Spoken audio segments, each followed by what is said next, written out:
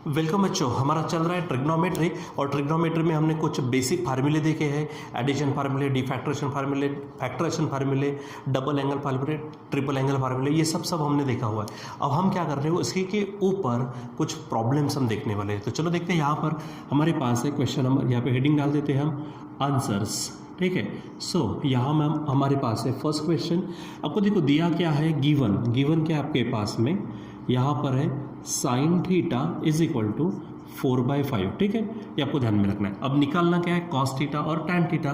तो यहाँ पर हम हमारे पास में जो स्क्वायर वाले फार्मूले वो फार्मूले यूज़ कर सकते हैं। तो चलो बताओ क्या है हमारे पास, sine square theta plus cos square theta is equal to 1।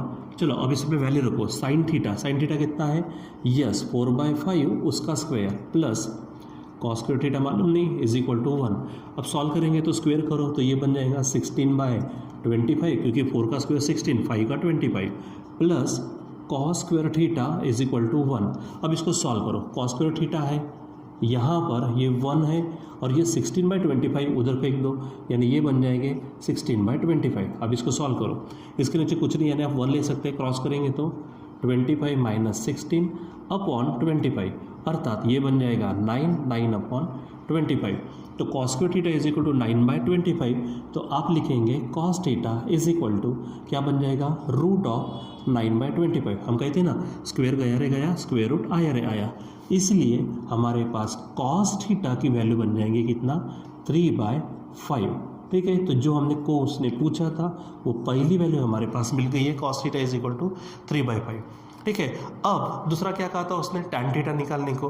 तो चलो टैन थीटा हमारे पास क्या है, देखिए टैन थीटा का मतलब आप लिख सकते हैं ना, sine theta upon cos theta.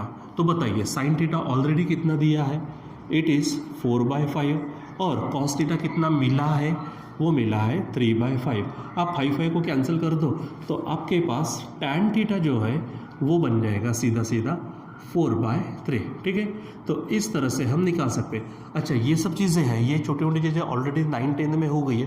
थोड़ी सी आगे बढ़ते हैं, वैसे ट्रिग्नोमेट्रिक खुद में ट्रिग्नोमेट्रिक रेशोज़ करके हमारे 11th-12th में चैप्टर है, तो हम उसको तो वहाँ पे सेपरेटली पढ़ने वाले हैं, ये थोड़ा सा बेसिक लेवल पर। ठीक है, चलो अब सेकेंड क्वेश्चन में क्या कहा उन्होंने, नंबर 2, ये सेकंड क्वेश्चन है, उसमें 1-2 और क्वेश्चन दिए। कैलकुलेट 1 2 3 4 4 क्वेश्चन है। चलो देखो पहला क्या है, साइन 30 कॉस 60 टैन 45। तो चलो निकालते इसकी वैल्यू, क्या दिया है, साइन 30 इंटू वहाँ पर है कॉस 60 इंटू टैन 45। टैन क्या है 45। अब आप ही बताओ साइन 30, तो साइन 30 की वैल्यू है 1/2 इंटू आप देखेंगे कॉस 60, तो कॉस 60 भी हमारे पास कितना आता है 1/2। तो यहाँ पर हो जाएगा हमारे पास 1/2 इंटू टैन 45, तो आपको मालूम है 1 है। अगर आपको ये जानना है तो आप यहाँ पर इस तरह से ले सकते हो, मैंने बताया था आपको 31 60 √3 92। तो जैसे कि क्या कहा था, साइन 30 क्या कहता, साइन क्या कहता, अपोजिट अपॉन हाइपोटेनस यानी 1/2। फिर क्या कहा था उसने हमारे पास कॉस 60, तो आप यहाँ पर जाएंगे, कॉस क्या कहता, एडजेसेंट अपॉन हाइपोटेनस यानी फिर से 1/2, और टैन 45 वो 1 है। आप उसके लिए वो 45 90 वाली जो डायग्राम है उससे जा सकते हैं आप। ठीक है, चलो तो आप इसको सॉल्व कर लो, क्या होगा यहाँ पर देखो ना, यहाँ पे 1 1 = 1 2 2 = 4, ऊपर ऊपर नीचे नीचे मल्टीप्लिकेशन करते हैं। तो इस प्रकार से हम इसको निकाल सकते हैं, एकदम सिंपल वे।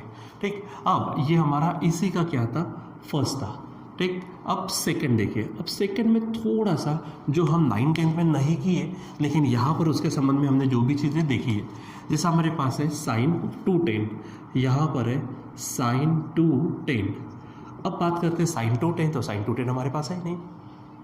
हमारे पास जो स्पेशल एंगल्स थे वो थे 0 30 45 60 90। अब 2tan कहाँ से लाए, तो डरने की कोई बात नहीं, मैंने आपको पाई वाली टेक्निक बताया। पाई का मतलब कितना होता है हमारे पास, पाई यानी 180 डिग्री। ठीक है, ये था हमारे पास पाई/2 का मतलब 90, ये हमने देखा है। तो आप इसको पहले कन्वर्ट कर लो। तो देखो ये हमारे पास है साइन। अब यहाँ पर आप इसको क्या करो, पाई की भाषा में, पाई/2 की भाषा में लिख सकते हैं। तो जैसे अगर मैं ये जो 2tan है, तो 2tan को मैं लिख सकता हूँ यहाँ पर 180 + 30 लिख सकते हैं हम। ठीक है, क्या लिख सकते हैं यहाँ पे 180 + 30। अच्छा, 180 को मैं कैसे लिखूँगा, पाई, यानी यहाँ पर 2tan को लिख पाएंगे हम पाई + 30। देखो पाई की वैल्यू क्या कहा था मैंने, पाई की वैल्यू हमारे पास में 180, 180 प्लस 30 क्या हो जाएगा 210 हो गया।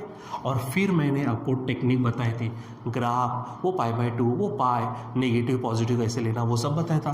तो आप याद करो, सबसे पहले मैंने क्या कहा था, अगर π/2 है तो पेयर में, और पाई है तो सेम। तो यहाँ पे देखो क्या नज़र आ रहा, पाई है तो सेम, सिंपल क्या है, साइन है तो साइन आएगा, और 30 यहाँ पे लगा दो, ठीक है, जो है वहाँ पे लगा दीजिएगा, कोई टेंशन वाली बात नहीं है, ठीक है। तो क्या कहा था मैंने, यहाँ पे देखो, पहले में ऑल पॉजिटिव, दूसरे में साइन कॉस, तीसरे में टैन कॉट था, और फिर कॉस सेक था, याद है। तो अब बात आती है, देखो पाई प्लस 30 है, पाई प्लस, तो पाई कहाँ पे था, यहाँ पे 0, ये π/2 था, ये पाई था, ये 3π/2, फिर से ये 2 पाई। अब पाई प्लस, तो मैंने कहा था पाई यहाँ पर है, माइनस होता तो पीछे, प्लस है तो आगे, मतलब हम कौन से क्वाड्रेंट में हैं, हम थर्ड क्वाड्रेंट में। और थर्ड में क्या कहा था, टैन और कॉट पॉजिटिव, रिमेनिंग नेगेटिव। तो हमें दिया है साइन, लेकिन साइन तो यहाँ है ही नहीं, मतलब हमारा आंसर आएगा -sin30। मैंने हर एक चीज़ किस तरह से लेनी थी वो आपको मैंने यहाँ पे ऑलरेडी बताया हुआ है, ठीक है। तो आप उसका पहले स्टडी करिए अच्छे से, ठीक है। तो चलो अब हो गया हमारे पास, ये है, आप साइड में यही पे लिख सकते हैं -sin30, sin30 है 1/2, यानी sin 210 का आंसर हमारे पास आ जाएगा -1/2। इतना सिंपल है, कोई भी वैल्यू आप क्या कर सकते हो, यहाँ पर निकाल सकते हो, बशर्ते आपने पूरी की पूरी जो भी चीज़ आपको बताई उसको अच्छे से करना है, ठीक है। चलो नेक्स्ट क्या है हमारे पास, आप देखो क्या है, वहाँ पे दिख रहा है मुझे cos 300, ठीक है। तो cos 300 है, फिर से यहाँ पे 300 है, तो मैं इसको अच्छा लिख लेता हूँ, cos 300 यानी 360 -60 कर सकते हैं, नहीं तो चेक कर लो, 300 कैन बी रिटन एज 360 -360, यानी यहाँ पर होगा cos। अब 360 की बात करते तो 360 का मतलब मैंने आपको लिख के दिया है 2 पाई -60, यानी यहाँ पर हो जाएगा 2 पाई -60, पूरा का पूरा बराबर चेक करो।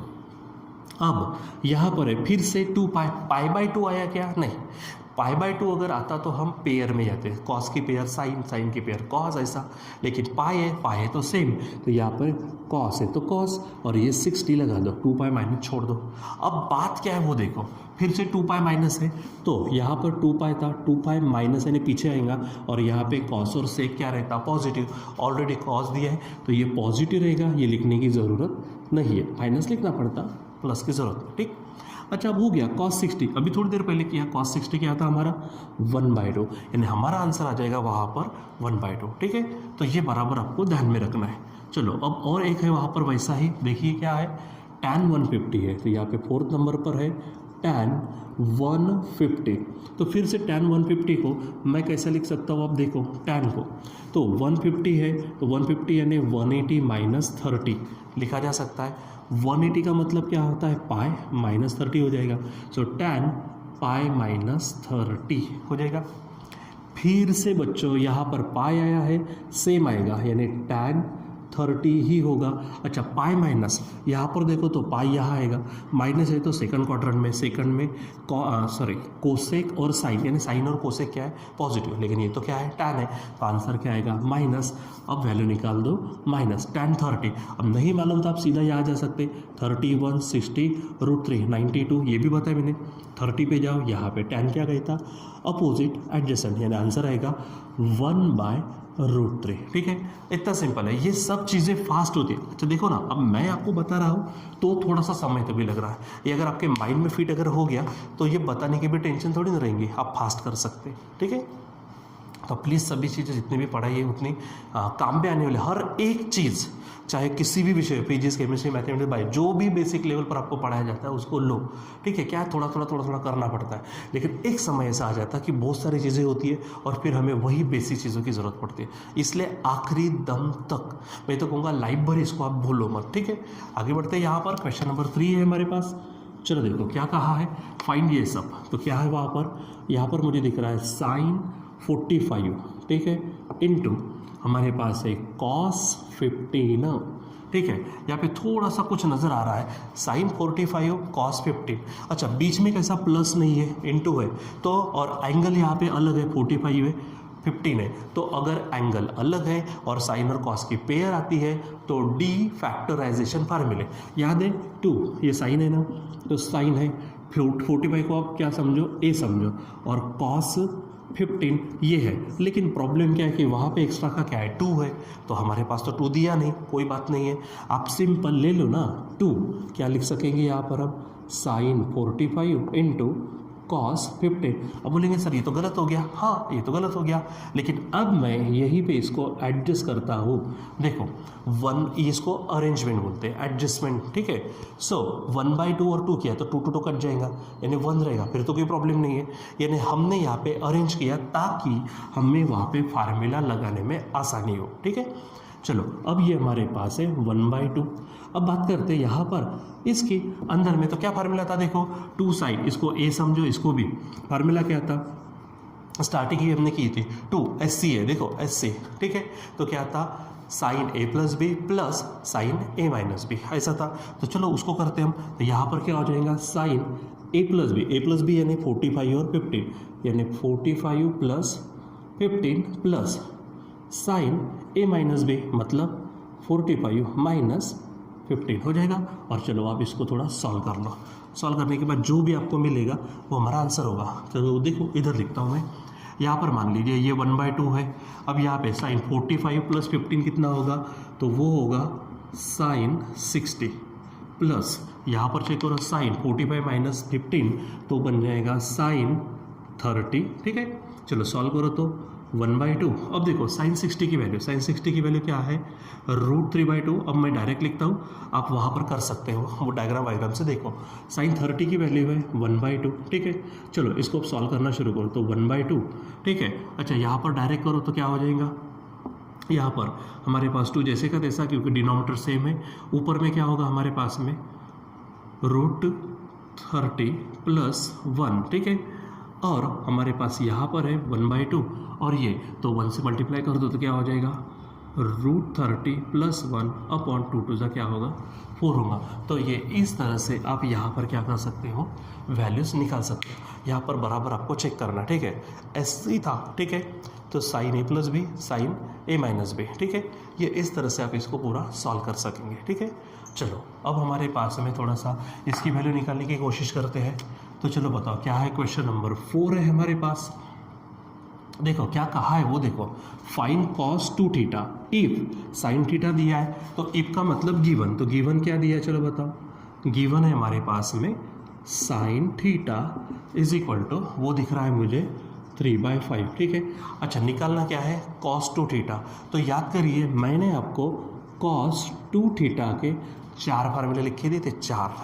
कौन से थे, एक था cos square theta minus sign square theta, दूसरा था 2 cos स्क्वायर थीटा माइनस 1, एक था 1 माइनस 2 साइन स्क्वायर थीटा, और एक टैन में फार्मूला था हमारे पास 1 minus tan square theta upon 1 plus tan square theta. बराबर फार्मूले याद किया करो। तो अब साइन है ना, तो हम क्या कर सकते हैं, 1 माइनस 2 साइन स्क्वायर थीटा, ये हमारे पास फार्मूला है, ठीक है। सो अब यहाँ पे वैल्यू रखो, तो 1 माइनस 2 साइन, तो साइन कितना है हमारे पास में 9/5, उसका स्क्वायर करेंगे, सॉल्व करेंगे तो 1 माइनस 2 ये होगा 9, सॉरी हमारे पास 3 दिया है, ये 3 है और 3 का स्क्वायर होगा 9/25।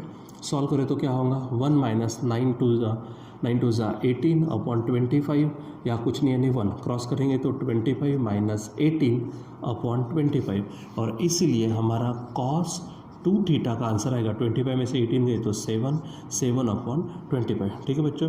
तो इस प्रकार से हम क्या कर सकते हैं, हमारे पूरे जो भी क्वेश्चंस है उस तरह के, देखो ये बेसिक लेवल पर ही है, लेकिन इससे ही तो थोड़े थोड़े आगे जाएंगे तो क्या होते हैं, कॉम्प्लिकेटेड आ जाते हैं, ठीक है, बड़े लेवल पे आ जाते हैं, ठीक।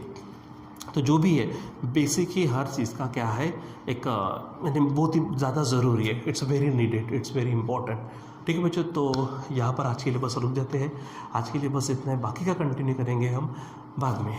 Till then bye.